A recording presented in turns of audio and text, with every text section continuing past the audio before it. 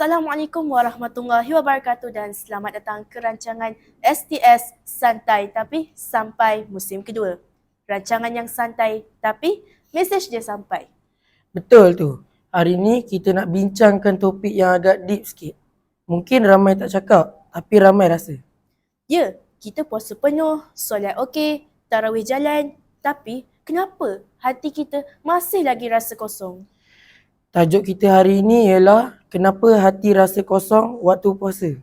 Dan untuk bantu kita kupas tajuk kita pada hari ini, kita ada seorang tetamu yang tidak lagi asing bagi pelajar, terutamanya tingkatan 6.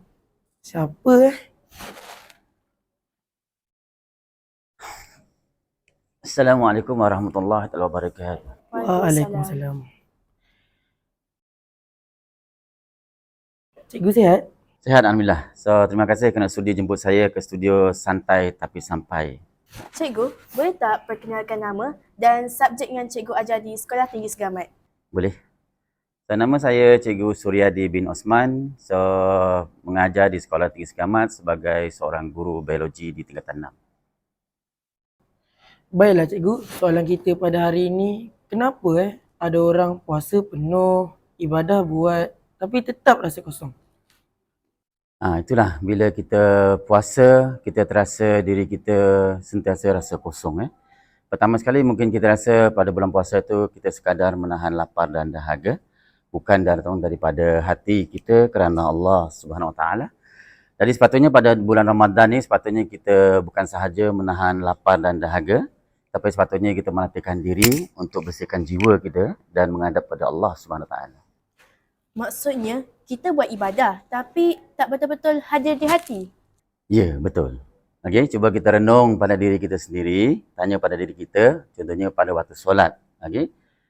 Kita solat, adakah kita menyerah diri pada Allah SWT? Okey, cuba perhatikan betul-betul zaman sekarang ni kan. Kita solat, handphone dekat depan. Betul handphone dekat depan. Okey.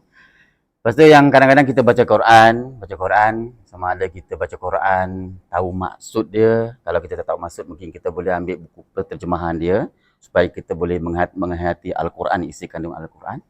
Lepas tu, kalau kita tengok zaman sekarang tarawih, contohnya kan, tarawih, kadang-kadang kita nak cari berapa? 8. Okey, kita tak nak buat 20. Kalau 20 pun tengok tahfiz kan, alamak, lamanya kan. Itu mungkin salah satu daripada kuncinya lah. Aduh, terasa saya cikgu. So, jadi bila kita tak libatkan hati kita beribadat kepada Allah Ta'ala, maka rutin gitu akan menjadi rutin harian semata-mata. Contoh kita berpuasa, kita bersolat, sembahyang, itu rutin harian lah. Patutnya kita kenakan mencari, bulan puasa ni mencari satu keredaan Allah Subhanahu Wa Ta'ala.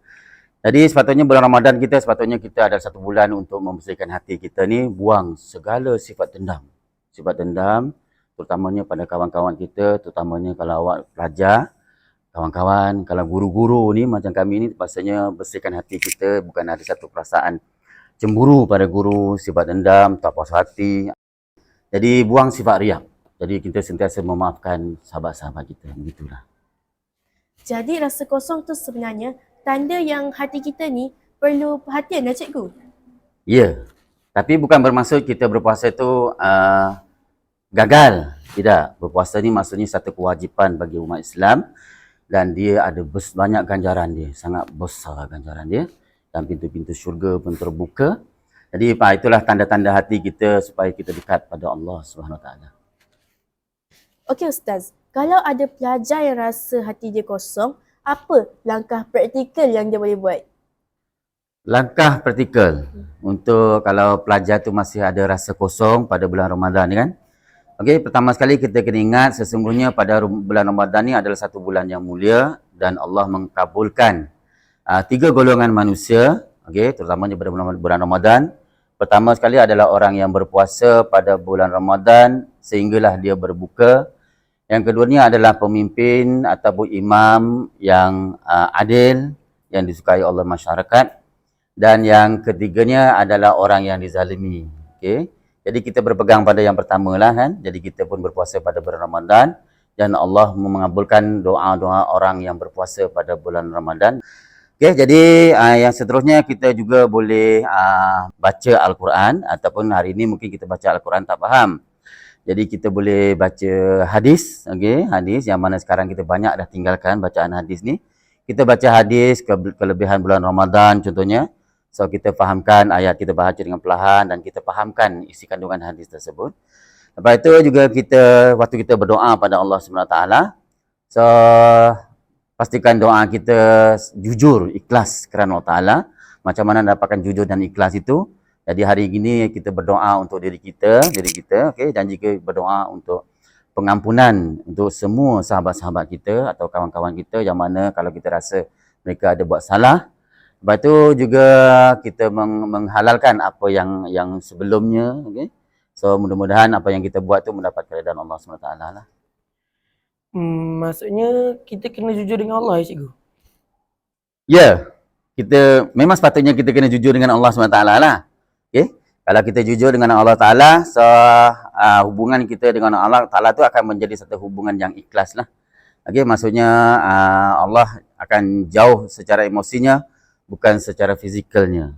Jadi maksudnya bila kita ikhlas dengan Allah Ta'ala, semua benda akan jadi mudah. Dalam tu cikgu, maknanya bukan kita tak buat ibadah, tapi kita tak rasa hubungan tu. Okey, Adam, Iris, okey. So sebab itu keikhlasan itu perlu datang dalam jiwa kita. Okey, maksudnya kita ikhlas beribadat kepada Allah Subhanahu Wa Taala dan supaya badan kita ada ruh, begitu. So lebih kurang begitulah. Kepada Cikgu Suradi dan semua penonton, untuk segmen Jom Kongsi kali ini, macam biasa, kita ada minta beberapa pelajar kongsikan soalan mereka tentang Ramadan. Jom dengar.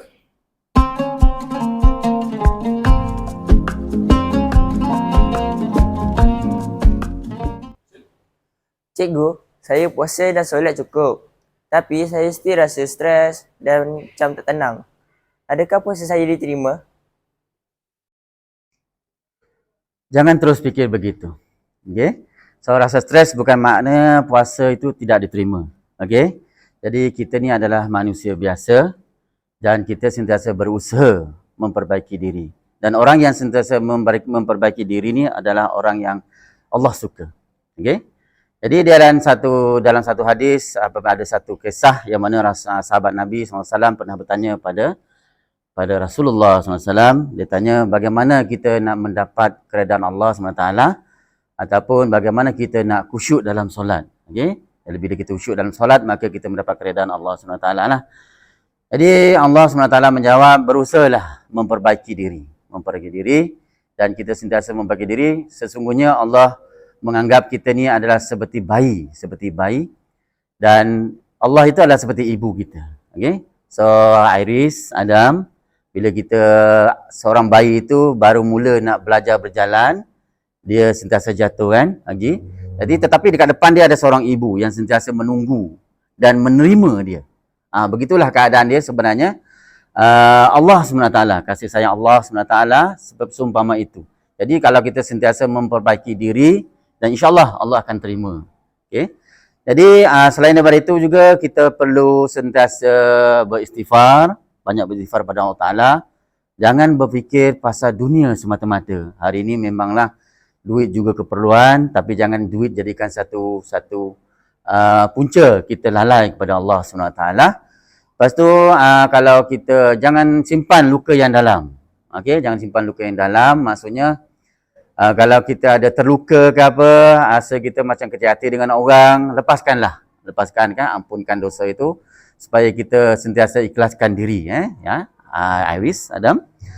Lepas tu biasanya amalan cikgu ni kalau sebelum tidur ataupun pagi petang, sentiasa beristighfar. 300 pagi dan 300 petang kita baca subhanallah walhamdulillah wala ilaha illallah wallahu akbar. Allahumma salli ala sayyidina Muhammad 100 kali dan istighfar astaghfirullahalazim 100 kali juga. Dan mudah-mudahan apa yang kita buat itu mendapat keredaan Allah SWT. Jadi kunci dia bukan kuantiti ibadah, tapi kualiti hubungan kita dengan Allah ya cikgu. Betul lah Hafiz. Maksudnya kita beribadah sepatutnya ikhlas kerana Allah Ta'ala. Semata-mata mendapat keredaan Allah SWT. Dan dalam satu hadis juga ada diceritakan mengisahkan seorang ulama bila berhadap dengan Allah SWT, maka dihulurkan dalam bentuk genggaman tangan. Sesungguhnya ini sahaja amalan yang saya terima ke atas kamu. Dan kita faham ulama ni adalah orang yang wara, ibadahnya sangat besar. Jadi gambaran dekat sini menunjukkan bahawa bukan banyaknya amalan yang kita buat, okay, diringkaskan kata lebih kurang hadisnya, tetapi keredaan Allah itu penting. Jadi, untuk minggu ni, kita nak lancarkan hashtag cabaran recharge hati. Kalau boleh, ambil 5 minit sehari, duduk diam, tanpa gangguan, tanpa phone. Fikir tentang diri sendiri dan doa betul-betul daripada hati. Ingat, puasa bukan sekadar menahan lapar dan dahaga, tetapi puasa adalah untuk merawat jiwa. Kadang-kadang kita puasa dari pagi sehingga petang. Lapar kita tahan, dahaga kita tahan. Tapi hati kita, siapa yang jaga? Kita sibuk berpura-pura kuat. Tapi dalam diam, hati kita sedang letih. Letih berpura-pura okey. Letih jadi baik hanya kerana nak orang nampak. Ramadan ni bukan sekadar bulan untuk ubah pola makanan. Tapi bulan untuk kita ubah cara kita rasa, cara kita fikir dan cara untuk kita dekatkan diri dengan Tuhan. Kalau hari ini hati kita masih kosong, mungkin itu bukan kegagalan. Itu jemputan untuk kita kembali. Cikgu, sebelum kita akhiri episod ni, boleh tak cikgu kongsikan doa untuk hati-hati yang sedang mencari ketenangan? Boleh. So kepada semua penonton, Iris, Adam, mari kita berdoa pada Allah SWT. A'udzubillahi minasyaitonirrajim. Bismillahirrahmanirrahim. Alhamdulillahirabbil hamdan hamidin, hamdan syakirin, hamdan yu'afihi ni'amahu wa ikafi mazidah. Ya Rabbana lakal hamdu kama yanbaghi li jalali wajhikal karim wa azimi sultanik. Allahumma aftah alaina hikmataka wa anshur alaina min khazain rahmatika ya arhamar rahimin. Allahumma a'ina ala zikrika wa syukrika wa husna ibadatik. Allahumma ati nafsi taqwaha wa zakiha anta khairu man zakaha anta waliyuha wa maulaha. Ya Allah, berikanlah sifat takwa dalam jiwaku, sucikanlah jiwaku. Engkaulah yang terbaik dalam mensucikan jiwa manusia kerana engkaulah penguasa jiwa kami. Rabbana atina fid dunya hasanah wa fil akhirati hasanah wa qina azabannar. Wa sallallahu ala sayyidina Muhammad wa ala alihi wa sahbihi wasallim. Walhamdulillahi rabbil alamin. Semoga hati kita lebih hidup di bulan Ramadan kali ini. Terima kasih Cikgu Sri Hadi di atas perkongsian yang sangat menyentuh hati. Terima kasih juga kepada Iris dan Adam kerana sudi menjemput cikgu untuk segmen santai tapi sampai. Dan kepada semua penonton, jangan lupa episod terakhir nanti sebab kita ada tamu istimewa. Istimewa macam mana tu Adam? Clue dia dekat tapi jauh. Wah, betul-betul kita simpan tetamu untuk episod akhir kita. Tak sabarlah. Tunggu. Saya Adam Wafi. Dan saya Iris Sofia. Jumpa lagi dalam rancangan STS. Santai tapi sampai. Assalamualaikum.